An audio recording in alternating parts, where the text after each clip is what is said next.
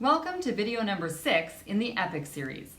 In this video, we talk about EPIC's current uses and future directions. This includes research questions that the EPIC model can help answer now, and other questions it might address in the future with further model development. As future model development is guided by priorities, your feedback is welcome on what's most important to work on. If you've been watching our videos, you know that the EPIC model includes information on COPD-related medical costs and quality-adjusted life years among people with COPD. By doing this, EPIC makes it possible to look at different potential health programs for COPD and to compare them in terms of estimated cost and effect. This helps identify which programs provide the best value for money.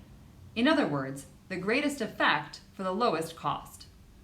Already, EPIC is prepared to address many of these types of questions, which are the focus of health economics. That said, like all models, EPIC has some limitations. Researchers have to assume that the model isn't missing any important information, and that everything that is included is sufficiently accurate. This brings us to future directions for EPIC. These are options for making the model more useful for decision-making by further developing it. Option 1 is to add more demographic and COPD risk information. Currently, EPIC describes Canadians in terms of only 7 things. The model does not include every relevant characteristic of individuals or every risk factor for COPD. One option for the future would be to focus on adding these.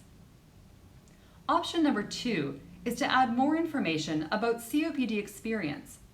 Right now, EPIC doesn't include many details about this. For example, it doesn't describe all COPD symptoms or physical abilities like walking or daily activities. It also doesn't include information on other illnesses.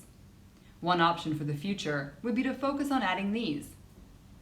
Option 3 is to add information about the general population. Right now, the EPIC model doesn't include much information on people who don't have COPD, but this is something that could be added. For example, it could be useful to model lung function in everyone before COPD develops. Some strategies, like stop smoking campaigns, could be helpful at this stage for all Canadians. Adding information on the general population is another possibility for EPIC.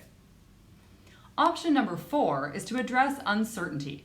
As we discussed in video 5, the EPIC model includes information from a variety of sources, like previous research studies. It's important to acknowledge that information is seldom 100% certain in every way. Right now, EPIC doesn't have a way of addressing uncertainty in terms of the information the model includes. In the future, EPIC could develop ways of assessing just how significant that uncertainty is and whether it seriously affects the model results. Option number 5 is to adapt EPIC to other countries. Right now, the EPIC model describes Canadians, but it could easily be adapted to describe individuals in other countries. This is another possible direction for EPIC. That brings us to the end of video number 6. To know more about the EPIC model, or to give feedback on this video series, please get in touch with us. You can send us a message on Twitter @PureModels or on our website at puremodelsnetwork.com.